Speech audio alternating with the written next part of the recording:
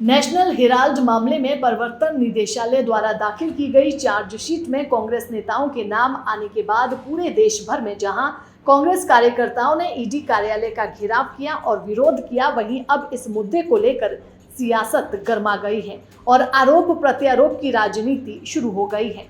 भाजपा इस मामले को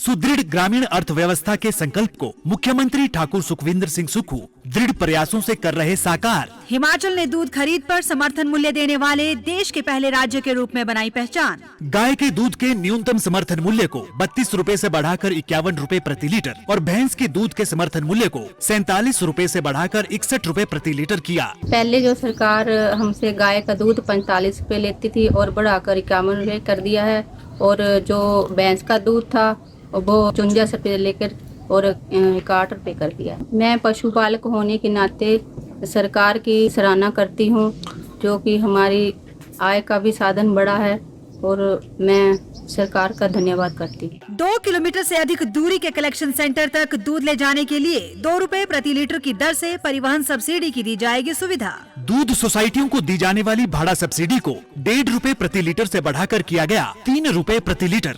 10,73,27,000 रुपए से कांगड़ा, मंडी, शिमला, सिरमौर और सोलन जिले में डेयरी क्षेत्र का किया जाएगा विकास। नाहन, नालागढ़, मौल और रोहड़ू में 20,000 लीटर प्रतिदिन क्षमता के नए 4 संयंत्र और 2 मिल्क चिलिंग सेंटर ऊना और हमीरपुर में किए जाएंगे स्थापित।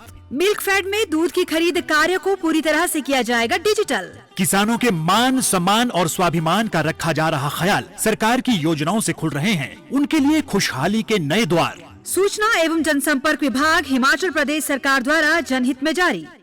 को प्रमुखता से उठा रही है। इस मामले में भाजपा नेताओं द्वारा लगाए गए आरोप और दिए गए बयानों पर कांग्रेस राष्ट्रीय प्रवक्ता कुलदीप राठौर ने पलटवार करते हुए कहा कि जिनके घर शीशे के होते हैं वे दूसरों के घर पर पत्थर नहीं मारते। कांग्रेस राष्ट्रीय प्रवक्ता कुलदीप राठौर ने भाजपा के बयानों पर पलटवार करते हुए कहा कि काफी समय से भारतीय जनता पार्टी के नेता नेशनल हेराल्ड की बहुत ज्यादा चिंता कर रहे हैं। जो चार्जशीट फाइल की वो भी एक रणनीति का हिस्सा है।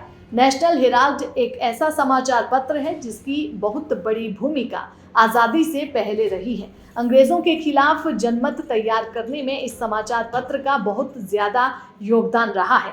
कुलदीप राठौर ने यहां तक कह दिया कि आजादी से पहले जो अंग्रेज थे उन्हें समाचार पत्र से तकलीफ थी, अब भारतीय जनता पार्टी को इस समाचार पत्र से बहुत ज्यादा तकलीफ है। कुलदीप राठौर ने और क्या कुछ कहा, आप खुद ही सुनिए। देखिए, काफ़ी समय से भारतीय जनता पार्टी के जो नेता हैं वो नेशनल हेराल्ड की बहुत ज़्यादा चिंता कर रहे हैं, और अभी जिस ढंग से बेबुनियाद चार्जशीट फाइल की, वो भी इनकी एक रणनीति का हिस्सा है। नेशनल हेराल्ड एक ऐसा समाचार पत्र है जिसकी बहुत बड़ी भूमिका आज़ादी से पहले रही है।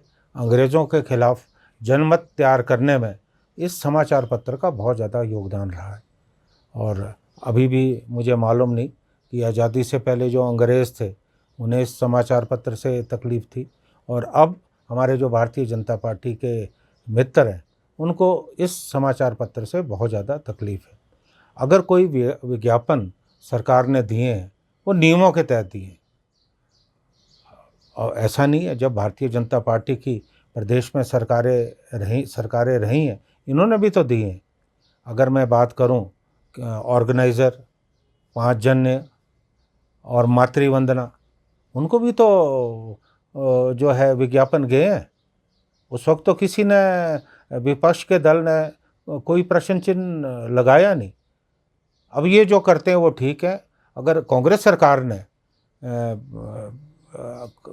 विज्ञापन दिए हैं तो उसमें कौन सी गलत बात है। नियमों के तहत जो है विज्ञापन दिए हैं, इन्होंने जो विज्ञापन दिए हैं उसकी भी जांच होनी चाहिए। तो इस बारे में मैं कह नहीं सकता, ये सरकार का विषय है, अब देखना है, सरकार देखेगी। तो लगता है नहीं, निश्चित तौर पे अब जब ये बातें संज्ञान में आई हैं तो अब कोई ना कोई कार्रवाई तो होगी। और एक बात मैं हमेशा कहना चाहता हूँ कि जिनके अपने घर शीशे के हों वो दूसरों के घर पे पत्थर नहीं फेंका करते। दैनिक सवेरा के लिए शिमला से कपिल की रिपोर्ट।